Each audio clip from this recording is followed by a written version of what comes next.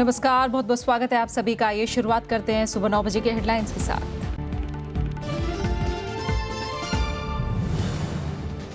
राज्यसभा की 7 राज्यों की 27 सीटों के लिए मतदान शुरू। उत्तर प्रदेश, कर्नाटक और हरियाणा में मुकाबला दिलचस्प। आज ही आएंगे नतीजे।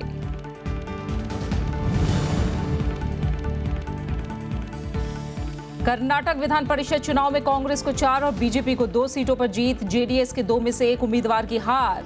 उत्तर प्रदेश में 8 सीटों पर समाजवादी पार्टी की जीत।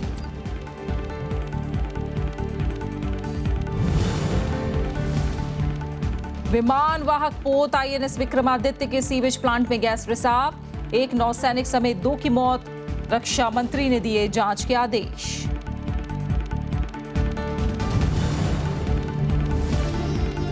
प्रवर्तन निदेशालय की विजय माल्या को भगोड़ा घोषित करने की मांग। सोमवार को अदालत का फैसला। 1400 करोड़ की संपत्ति जब्त करने की तैयारी।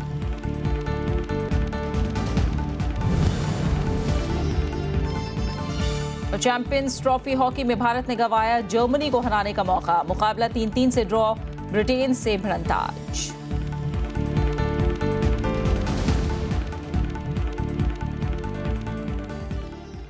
सात राज्यों में राज्यसभा की 27 सीटों के लिए आज वोट डाले जा रहे हैं। उत्तर प्रदेश, हरियाणा, राजस्थान, मध्य प्रदेश, कर्नाटक, झारखंड और उत्तराखंड में तय सीट से ज्यादा उम्मीदवार होने की वजह से मतदान की जरूरत पड़ी। मतदान अब से कुछ देर पहले शुरू हुआ है और वोटों की गिनती शाम 5 बजे शुरू होगी। आज ही नतीजों का ऐलान किया जाएगा। 7 राज्यों से राज्यसभा की सीटों के लिए आज होने वाले चुनाव में कुछ सीटों पर मुकाबला रोचक हो सकता है। खास तौर पर उत्तर प्रदेश, कर्नाटक और हरियाणा की कुछ सीटों पर सभी की निगाहें टिकी हैं। उत्तर प्रदेश की 11 सीटों के लिए 12 उम्मीदवार मैदान में हैं। निर्दलीय उम्मीदवार प्रीति महापात्रा ने आखिरी वक्त में पर्चा भरा। प्रीति को बीजेपी समेत कई निर्दलीय विधायकों का समर्थन हासिल है। कांग्रेस उम्मीदवार कपिल सिब्बल को भी जीतने के लिए अतिरिक्त वोटों की जरूरत है और उन्हें बीएसपी के अतिरिक्त वोट मिलने की उम्मीद है। कर्नाटक में राज्यसभा की 4 सीटों के लिए 5 उम्मीदवार मैदान में हैं। कांग्रेस ने जयराम रमेश, ऑस्कर फर्नांडिस और राम मूर्ति को मैदान में उतारा है, तो बीजेपी ने निर्मला सीतारमण और जेडीएस ने बीएम फारूक को टिकट दिया है। राजस्थान में भी 4 सीटों के लिए मुकाबला दिलचस्प है। बीजेपी ने यहां संसदीय कार्य मंत्री एम वेंकैया नायडू समेत 4 उम्मीदवारों को उतारा है। निर्दलीय उम्मीदवार कमल मुरारका को कांग्रेस, नेशनल पीपुल्स पार्टी और कुछ निर्दलीय समर्थन कर रहे हैं। मध्य प्रदेश की 3 सीट के लिए 4 उम्मीदवार मैदान में हैं। बीजेपी ने एमजे अकबर और अनिल माधव दवे को उम्मीदवार बनाया है, तो कांग्रेस ने विवेक तन्खा को उतारा है। बीजेपी एक निर्दलीय उम्मीदवार विनोद गोटिया को भी समर्थन दे रही है। वहीं बीएसपी ने कांग्रेस उम्मीदवार को समर्थन का ऐलान किया है। हरियाणा में 2 सीटों के लिए बीजेपी ने केंद्रीय मंत्री चौधरी बीरेंद्र सिंह को उतारा है। पार्टी जी समूह के सुभाष चंद्रा का भी समर्थन कर रही है। वहीं आईएनएलडी ने वकील आर के आनंद को मैदान में उतारा है। इससे दूसरी सीट के लिए मुकाबला तय है। झारखंड में भी दूसरी सीट के लिए मुकाबला दिलचस्प रहेगा। वहां एकजुट विपक्ष सत्तारूढ़ बीजेपी के गणित को बिगाड़ सकता है, लेकिन बीजेपी के पहले उम्मीदवार और केंद्रीय मंत्री मुख्तार अब्बास नकवी का जीतना तय है। उत्तराखंड में 1 सीट के लिए चुनाव होना है। यहां कांग्रेस उम्मीदवार प्रदीप टम्टा आसानी से जीत सकते हैं, जिन्हें अपनी पार्टी के 26 वोटों के अलावा सहयोगी पीडीएफ से भी समर्थन का भरोसा है। Bureau report, Rajya Sabha TV. Karnataka Vidhan Parishad की 7 सीटों पर भी कल चुनाव हुए। इनमें से कांग्रेस के सभी 4 उम्मीदवार जीत दर्ज करने में कामयाब रहे। बीजेपी के भी दोनों उम्मीदवारों को जीत मिली। वहीं जेडीएस के 2 उम्मीदवारों में सिर्फ एक ही जीत पाया। कल हुए मतदान में कुल 225 में से 223 विधायकों ने वोट डाले। इनमें से 2 अवैध करार दिया गया। उत्तर प्रदेश विधान परिषद की 13 सीटों पर कल हुए चुनाव के नतीजे आ गए हैं। इनमें समाजवादी पार्टी के सभी 8 उम्मीदवारों को जीत हासिल हुई है, जबकि बीएसपी के तीनों प्रत्याशी जीत गए हैं। वहीं कांग्रेस और बीजेपी को एक-एक सीट पर जीत मिली है। बीजेपी के दयाशंकर को लगातार दूसरी बार हार का सामना करना पड़ा। कांग्रेस ने एक ही उम्मीदवार उतारा था।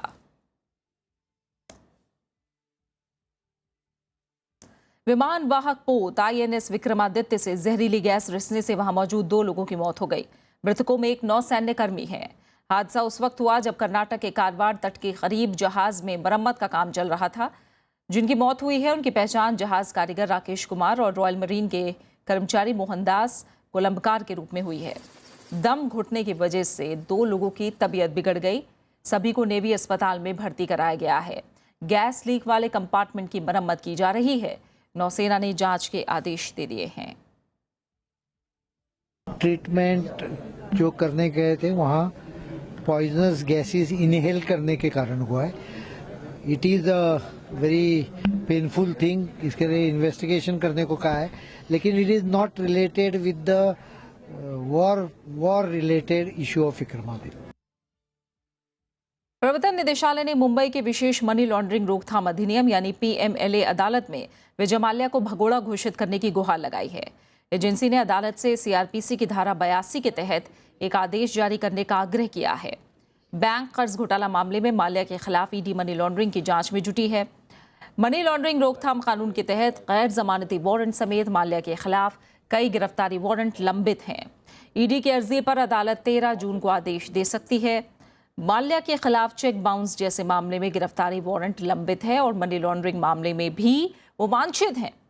एजेंसी ने अदालत को जांच की स्थिति की जानकारी दी और जांच में माल्या के शामिल होने की जरूरत बताई। एजेंसी माल्या की 1400 करोड़ रुपए की संपत्ति कुर्क करने की तैयारी में भी है। विजय माल्या पर अलग अलग बैंकों का 9000 करोड़ रुपए से ज्यादा का बकाया है।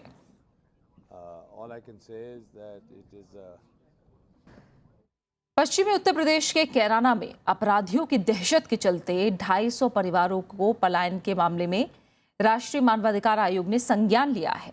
आयोग ने नोटिस जारी करके राज्य सरकार से 4 हफ्ते में जवाब देने को कहा है। घरों दुकानों पर लटके ताले तो कहीं इन्हें बेचने के इश्तिहार। उत्तर प्रदेश के कैराना में अपराधियों के खौफ का आलम यह है कि 250 परिवार पलायन को मजबूर हैं। राष्ट्रीय मानवाधिकार आयोग ने राज्य के मुख्य सचिव और पुलिस महानिदेशक को नोटिस जारी कर 4 हफ्ते में जवाब मांगा है।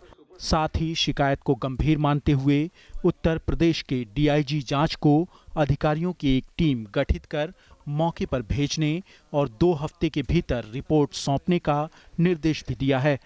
लोगों का आरोप है कि शिकायत के बावजूद पुलिस कोई कार्रवाई नहीं करती। आपको नाम ले में तो फिर अपना जीना मुश्किल यहाँ सी नाम लेके क्यों हम ऐसे बैठे कुर्सी पे आगे कोई ठूं कर जाएगा। थाने में सुनवाई नहीं होती हमारी। कैराना से बीजेपी सांसद हुकुम सिंह का दावा है कि अपराधियों के आतंक के चलते यहां से 350 परिवारों ने पलायन किया है। जब लोगों ने उनसे पैसे मांगने शुरू कर दिए और जिसने नहीं दिया उसको मारना शुरू कर दिया और 10वें आदमी की सूची मैंने दी है जिनको मारा गया इसी कारण से। मैं तो आप लोगों को तथ्य दिए हैं। जाने वालों की सूची दे दी, मरने वालों की सूची दे दी। अब प्रशासन फिर भी मना करता रहा तो मैं क्या करूँ। आयोग को मिली शिकायत में कश्यप परिवार की एक महिला के अपहरण, सामूहिक दुष्कर्म और हत्या के मामले में पुलिस की ओर से अपराधियों के खिलाफ कुछ नहीं किए जाने का आरोप है। इसी तरह रंगदारी नहीं देने पर 2 कारोबारी भाइयों शंकर और राजू की दिन दहाड़े हत्या के मामले का भी जिक्र किया गया है। Bureau report, Rajya Sabha TV. Uttar Pradesh में बीजेपी जल्द ही मुख्यमंत्री पद के उम्मीदवार का ऐलान करेगी। बीजेपी के वरिष्ठ नेता और रक्षा मंत्री मनोहर पर्रिकर ने कल उत्तर प्रदेश के गाजियाबाद में ये बात कही। रक्षा मंत्री का ये बयान ऐसे वक्त में आया है जब बीजेपी कार्यकारिणी की बैठक कल से शुरू होने जा रही है। बैठक में उत्तर प्रदेश विधानसभा को लेकर पार्टी की रणनीति पर चर्चा होगी। रक्षा मंत्री ने मथुरा हिंसा को लेकर भी राज्य सरकार पर हमला बोला। उन्होंने इसे राज्य सरकार की बड़ी नाकामी करार दिया। फिल्म उड़ता पंजाब को लेकर बॉम्बे हाईकोर्ट में बहस पूरी हो गई है। इस मामले पर सोमवार को कोर्ट अपना फैसला सुना सकता है। सुनवाई के दौरान कोर्ट में दोनों पक्षों ने अपने अपने तर्क रखे। वहीं अदालत ने सेंसर बोर्ड से इस मामले को बेवजह तूल ना देने की बात कही है। उड़ता पंजाब फिल्म पर बॉलीवुड और सेंसर बोर्ड के बीच जंग तेज हो गई है। शुक्रवार को बॉम्बे हाईकोर्ट में सुनवाई के दौरान अनुराग कश्यप के वकील ने बताया कि उनकी फिल्म नशे की लत के खिलाफ संदेश देती है। वहीं सेंसर बोर्ड ने इसे पंजाब को बदनाम करने की साजिश बताया। बोर्ड ने यह भी कहा कि फिल्म में कई आपत्तिजनक शब्दों का इस्तेमाल किया गया है, जिस पर कैंची चलना जरूरी है। हमारी तरफ से हमने जो आर्ग्यूमेंट करनी थी कर ली है। डिस्क्लेमर हम एडिशनल डालने के लिए तैयार हैं। उसमें यही है कि हमने ड्रग अब्यूज के लिए कोई प्रोपिगेशन नहीं किया है। इनफैक्ट ये पिक्चर कड़ी निंदा करती है ड्रग अब्यूज की। तो यही हम लोग ने आर्ग्यू किया है। अभी मंडे को जजमेंट होगा और उसके बाद देखा जाएगा। सुनवाई के दौरान कोर्ट ने बोर्ड से कहा कि आज के दर्शक समझदार हैं और उनके पास विकल्पों की कमी नहीं। कोर्ट ने विवाद को बेवजह का प्रचार बताया। वहीं सेंसर बोर्ड ने एक बार फिर आरोप लगाया कि इस विवाद में राजनीतिक दल ने फंडिंग की है। इस मामले में फिल्मकार अशोक पंडित ने पहलाज निहलानी पर मामले को सियासी रंग देने का आरोप लगाया। तोहमत लगाना, मतलब जिस तरीके से पॉलिटिसाइज हो गया इशू, मैं उसका भी खंडन करता हूं। ये गवर्नमेंट का इसमें कोई हाथ नहीं, क्योंकि अगर गवर्नमेंट का हाथ होता और अगर पॉलिटिकल इशू होता ये, तो फिर इस फिल्म का ट्रेलर भी रिलीज नहीं होता और इसका कोई विजुअल बाहर नहीं आता। तो ये कहना और इस चीज को पॉलिटिसाइज करना और पॉलिटिकल पार्टीज को इसका फायदा उठाना, मुझे लगता है ये फिल्म के लिए भी हानिकारक है और हमारी इंडस्ट्री के लिए भी हानिकारक है। इस फिल्म पर सोमवार को फैसला आ सकता है। फिलहाल तो ये मामला बॉलीवुड और सेंसर बोर्ड के बीच आर पार की लड़ाई बन चुका है। एक तरफ फिल्म जगत से जुड़ी कई बड़ी हस्तियां बोर्ड के खिलाफ मोर्चा खोले हुए हैं, तो वहीं दूसरी तरफ सेंसर बोर्ड राजनीतिक साजिश के आरोप पर अड़ा है। Bureau report, Rajya Sabha TV. Kejriwal सरकार ने दिल्ली में पंजाबी पढ़ाने वाले शिक्षकों को तनख्वाह बढ़ाने के साथ नए शिक्षकों की भर्ती करने का फैसला किया है। अपने इस फैसले के बारे में दिल्ली सरकार ने कई अखबारों में विज्ञापन भी दिया है, जिसे लेकर विवाद खड़ा हो गया है। विपक्ष इसे आम आदमी पार्टी का राजनीतिक स्टंट बता रहा है। विज्ञापनों के लिए अक्सर विवादों में रहने वाले दिल्ली के मुख्यमंत्री अरविंद केजरीवाल एक बार फिर सुर्खियों में हैं। इस बार मामला पंजाबी भाषा को लेकर अखबारों में दिए विज्ञापन का है।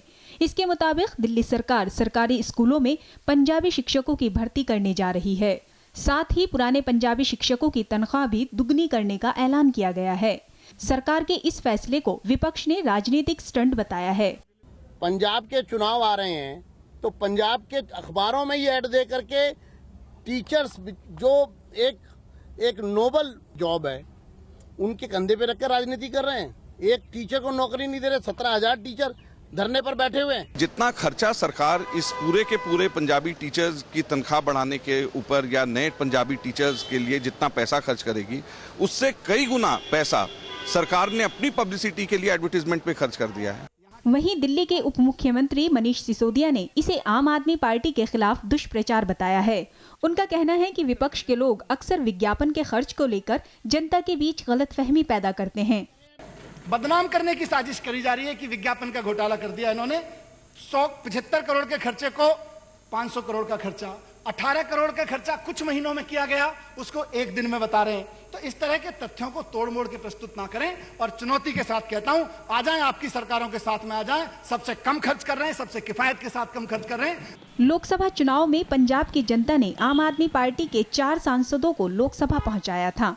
अगले साल यहां विधानसभा चुनाव भी होने हैं। इसके मद्देनजर केजरीवाल दिल्ली में पंजाबी वोटरों को खुश करके पंजाब की जंग जीतने की तैयारी में लगे हैं। अनु दीवान, राज्यसभा टीवी। केरल में 10 साल पुराने डीजल वाहनों पर पाबंदी के आदेश पर हाईकोर्ट ने रोक लगा दी है। एनजीटी ने राज्य में भारी और हल्के डीजल वाहनों पर रोक लगाई थी। ये फैसला राजधानी तिरुवनंतपुरम समेत कोल्लम, कोच्चि, त्रिशूर, कोझिकोड और कन्नूर के लिए था। एनजीटी की कोच्चि बेंच के आदेश को केरल राज्य सड़क परिवहन निगम ने चुनौती दी थी। 27 मई को हाईकोर्ट ने एनजीटी के फैसले पर आंशिक रोक लगा दी थी। उच्च न्यायालय ने कहा कि एनजीटी के आदेश पर सुनवाई करना उसके अधिकार क्षेत्र में है। आप बने रहे हमारे साथ, लौट रहे हैं एक छोटे से ब्रेक के बाद।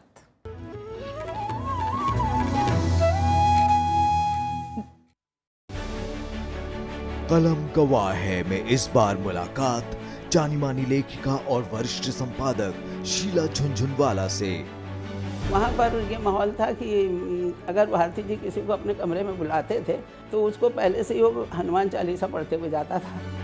इंदिरा जी को मैंने बहुत ही सहृदय पाया वैसे, तो मैंने एक बात ये देखी कि उनमें निर्णय लेने की अपूर्व क्षमता थी। कलम गवाह है श्रेष्ठ संपादकों से संवाद, सिर्फ राज्यसभा टेलीविजन पर।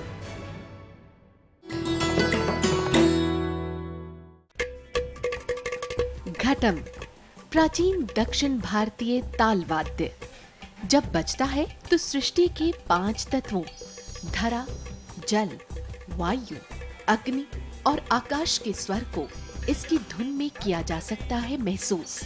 घटम पर उंगलियों और हथेली के थाप से उत्पन्न हुई स्वर तरंग पैदा करती है अद्भुत ताल।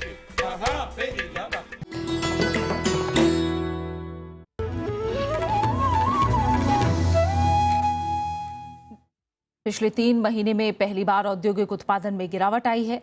अप्रैल में औद्योगिक उत्पादन 0.80% घट गया। पिछले साल अप्रैल में ये 3% था।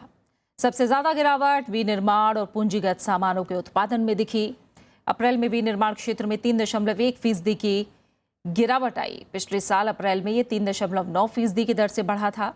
वहीं पूंजीगत सामान क्षेत्र में 24.9% की गिरावट आई, जबकि एक साल पहले ये 5.5% की दर से बढ़ा था। उपभोक्ता सामान के सूचकांक में भी गिरावट आई है। इससे पता चलता है कि मांग कमजोर हो गई है। एनएसजी के सदस्य देशों की बैठक अब इस महीने की 24 तारीख को दक्षिण कोरिया के सियोल में होनी है, जहां भारत की सदस्यता पर फैसला किया जाएगा। भारत को एनएसजी की सदस्यता देने को लेकर स्विट्जरलैंड, अमेरिका और मेक्सिको समेत ज्यादातर देशों का सहयोग मिला है। वहीं चीन ने भारत का विरोध किया है। चीन का तर्क है कि भारत ने परमाणु अप्रसार संधि पर हस्ताक्षर नहीं किए हैं। इस मुद्दे पर तुर्की, न्यूजीलैंड, आयरलैंड, दक्षिण अफ्रीका और ऑस्ट्रेलिया चीन के साथ खड़े हैं। भारत ने पिछले महीने ही एनएसजी सदस्यता के लिए आवेदन किया है। एनएसजी 48 देशों का संगठन है, जिसका मकसद परमाणु सामग्री और उसके उत्पादन में इस्तेमाल हो सकने वाली तकनीक, उपकरण और सामग्री के निर्यात को रोकना या कम करना है। इसमें फैसले सर्वसम्मति के आधार पर होते हैं। सभी फैसले एनएसजी प्लानरी बैठकों में होते हैं। इस ग्रुप में शामिल होने से परमाणु तकनीक की खरीद फरोख्त में भारत को बड़ी सहूलियत मिल जाएगी। अफगानिस्तान की राजधानी काबुल से एक भारतीय महिला को अगवा कर लिया गया है। कोलकाता की रहने वाली जुदिथ डिसूजा अंतर्राष्ट्रीय एनजीओ आगा खान फाउंडेशन के लिए काम करती हैं। उन्हें गुरुवार रात आतंकियों ने तैमानी इलाके से अगवा किया। उनके साथ 2 और लोगों का अपहरण हुआ है। विदेश मंत्री सुषमा स्वराज ने कहा कि डिसूजा की सुरक्षित रिहाई के लिए हर संभव कोशिश की जा रही है। सुषमा स्वराज ने डिसूजा के परिजनों से फोन पर बात की। आगा खान फाउंडेशन के मुताबिक अफगान सरकार ने जांच शुरू कर दी है। नेपाल ने कहा है कि चीन से बढ़ते रिश्ते भारत से संबंधों में बाधा नहीं है। भारत दौरे पर आए नेपाल के उप प्रधानमंत्री कमल थापा ने बात कही। 3 दिन के दौरे पर दिल्ली आए थापा ने कल विदेश मंत्री सुषमा स्वराज से मुलाकात की। उन्होंने कहा कि प्रधानमंत्री केपी शर्मा ओली की सरकार को कोई खतरा नहीं है। हालांकि माओवादी नेता प्रचंड ने सरकार को समर्थन देने के लिए कुछ शर्त रखी है। थापा ने कहा कि आनुपातिक प्रतिनिधित्व और आबादी के आधार पर सीटें तय करने की मधेशियों की मांग मान ली गई है। वहीं राज्यों की सीमा फिर से निर्धारित करने के लिए संविधान में संशोधन पर जल्द फैसला होना है। That will form a political committee. That political committee within 3 months will create a consensus and recommend for amendment in the constitution. We have agreed on that. So we would like to request the Madhesi political parties to come for dialogue and resolve this crisis at the earliest possible. और आइए अब आपको कुछ तस्वीरें दिखाते हैं सैन्य अकादमी देहरादून और गया की। ये दोनों तस्वीरें आप देख पा रहे हैं। एक तरफ देहरादून और गया की तस्वीर है, दूसरी तरफ देहरादून स्थित IMA से कल 610 कैडेट्स ने पासिंग आउट परेड में हिस्सा लिया। इसमें 565 कैडेट्स भारत के हैं और 45 कैडेट्स दूसरे देशों से हैं। वहीं गया में ऑफिसर ट्रेनिंग अकेडमी में 9वीं पासिंग आउट परेड में 138 कैडेट्स शामिल हुए। इन अकादमी से प्रशिक्षण हासिल करने वाले कैडेट्स ने देश की हिफाजत और लड़ने में नई इबारत लिखी है। यहां से निकलने वाले जाबाज अधिकारियों ने कई पुरस्कार और सम्मान हासिल किए हैं।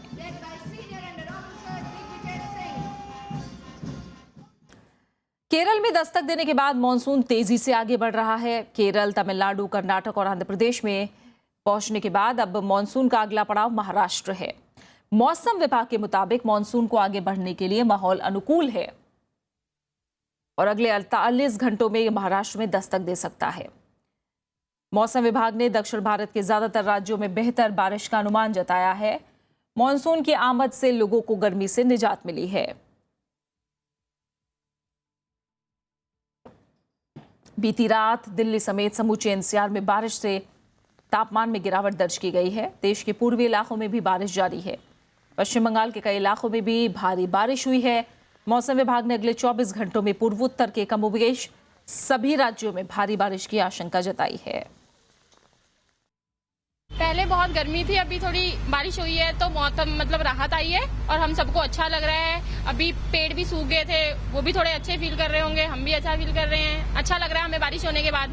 टेम्परेचर बहुत ज्यादा था, अब कम हुआ है। काफी ठंडे हो गया है और 2-3 दिनों से लाइट की भी काफी प्रॉब्लम थी, तो आज कुछ अच्छा लग रहा है, फील हो रहा है। पिछले 2-3 दिन से लगातार बारिश हो रही है। पिछले 24 घंटों में भी जो रेनफॉल है वो वाइड स्प्रेड रिकॉर्ड की गई और जो टेम्परेचर है इसमें भी गिरावट आई है। जो आज शिमला का जो मिनिमम तापमान है, जो न्यूनतम तापमान ये 13 डिग्री रिकॉर्ड किया गया और आने वाले दिनों में भी जो बारिश है उसका जो सिलसिला थोड़ा जारी रहेगा। तो ये कह सकते हैं कि आने वाले दिनों में अभी जो तापमान है वो ज़्यादा नहीं बढ़ेंगे। और अब कुछ अहम खबरें खेल जगत से। लंदन में शुक्रवार से शुरू हुए हॉकी की चैंपियंस ट्रॉफी में भारत ने पहले मैच में जर्मनी के खिलाफ जीत हासिल करने का मौका गंवा दिया।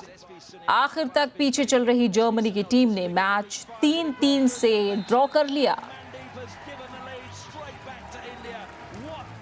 ये मैच भारत जीत सकता था, लेकिन अंतिम मिनट की गलतियों पर उस पर भारी पड़ गया मैच और मैच के 32वें मिनट तक 3-1 से आगे चल रहा भारत इस मैच को जीत नहीं पाया और ये मैच ड्रॉ हुआ। जर्मनी ने 36वें और फिर 57वें मिनट पर पेनल्टी स्ट्रोक पर गोल करके भारत को जीत हासिल करने से रोक दिया।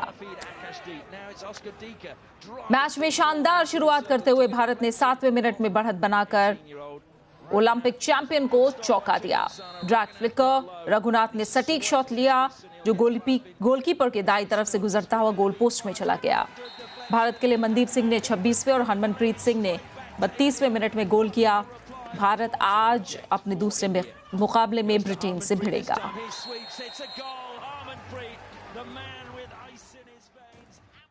वहीं जिम्बाब्वे दौरे पर टीम इंडिया को आज पहला वनडे मैच खेलना है। 3 मैचों की वनडे सीरीज में टीम इंडिया को युवा खिलाड़ियों का दमखम परखने का मौका मिलेगा। इस सीरीज में टीम इंडिया 3 T20 मैच भी खेलेगी। महेंद्र सिंह धोनी की अगुवाई में टीम इंडिया पहली बार जिम्बाब्वे के दौरे पर गई है। धोनी इस दौरे पर युवा और अनुभवहीन टीम का नेतृत्व कर रहे हैं। टीम में 5 ऐसे खिलाड़ी हैं जो पहली बार राष्ट्रीय टीम में शामिल किए गए हैं। आईपीएल में शानदार प्रदर्शन करने वाले टेस्ट टीम के सलामी बल्लेबाज लोकेश राहुल को पहली बार वनडे टीम में शामिल किया गया है। वहीं करुण नायर, हरियाणा के लेग स्पिनर यजुवेंद्र चहल, जयंत यादव, फैज फजल को भी पहली बार टीम में जगह मिली है। टीम की गेंदबाजी की जिम्मेदारी युवा जसप्रीत बुमराह और धवल कुलकर्णी पर होगी।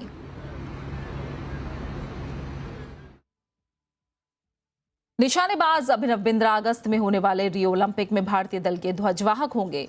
भारतीय ओलंपिक संघ ने इसकी पुष्टि की है। बिंद्रा इस साल अपने 5वें ओलंपिक में हिस्सा लेंगे।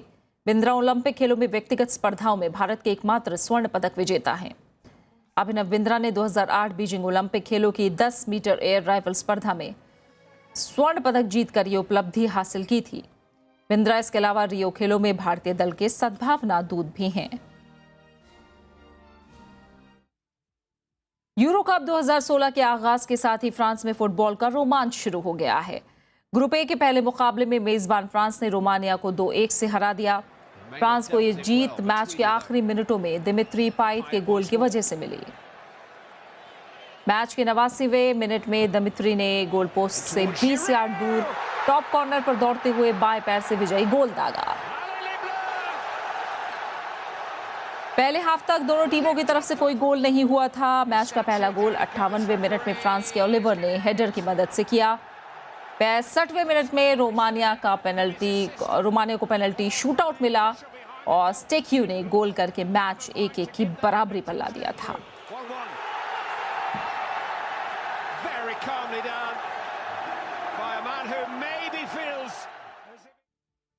मोहम्मद अली को उनके पैतृक नगर केंटकी के लुईविल में कल सुपुर्द खाक कर दिया गया।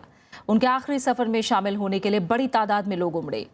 लंबी बीमारी के बाद उनका बीते शुक्रवार को निधन हो गया था। दुनिया के महानतम मुक्केबाज मोहम्मद अली के आखिरी सफ़र में जन सैलाब उमड़ पड़ा। उनके गृहनगर लुईविल में आखिरी दीदार के लिए लोग कतारों में खड़े नजर आए। उनके जनाजे को देखकर लोग काफ़ी भावुक हो गए। When I look into this crowd, I smile. I smile to recognize that he's not really gone. He lives in you, and he lives in me, and he lives in every person that he has touched in every corner of this world. Mohammad Ali को श्रद्धांजलि देने वालों में Hollywood अभिनेता will Smith और पूर्व boxing champion Mike Tyson के अलावा जॉर्डन के किंग अब्दुल्ला और पूर्व अमेरिकी राष्ट्रपति बिल क्लिंटन समेत कई हस्तियां शामिल हुईं।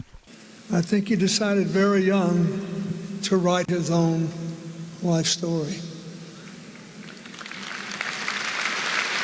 I think he decided before he could possibly have worked it all out,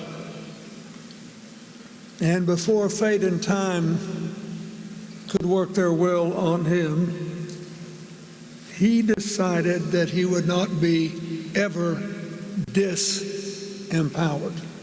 Mohammad Ali को न सिर्फ उनकी मुक्केबाजी बल्कि नागरिक अधिकार कार्यकर्ता के तौर पर भी जाना जाता था। मोहम्मद अली ने वियतनाम में अमेरिका युद्ध का विरोध करने का फैसला लिया। इसके लिए उन्हें प्रतिबंधों और आलोचना का सामना करना पड़ा। हैवीवेट चैंपियन और मानवाधिकारों के लिए मुखर रहने वाले मोहम्मद अली का पिछले शुक्रवार 3 जून को गंभीर बीमारी के बाद इंतकाल हो गया था। Bureau report, Rajya Sabha TV. और अब आखिर में हेडलाइंस।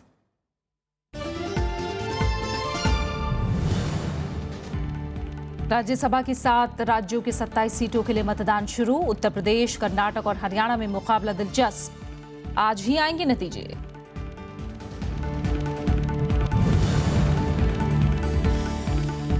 कर्नाटक विधान परिषद चुनाव में कांग्रेस को 4 और बीजेपी को 2 सीटों पर जीत।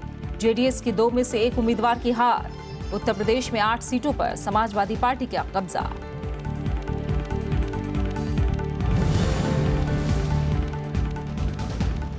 विमान वाहक पोत आईएनएस विक्रमादित्य के सीवेज प्लांट में गैस रिसाव, एक नौसैनिक समेत 2 की मौत।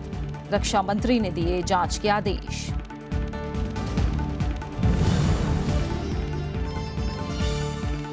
प्रवर्तन निदेशालय की विजय माल्या को भगोड़ा घोषित करने की मांग। सोमवार को अदालत का फैसला। 1400 करोड़ की संपत्ति जब्त करने की तैयारी।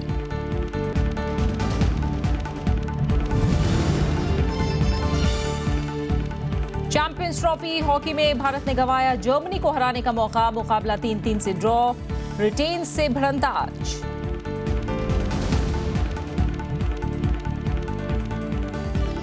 फिलहाल इस बुलेटिन में इतना ही। आगे देखिए कलम गवाह है। नमस्कार।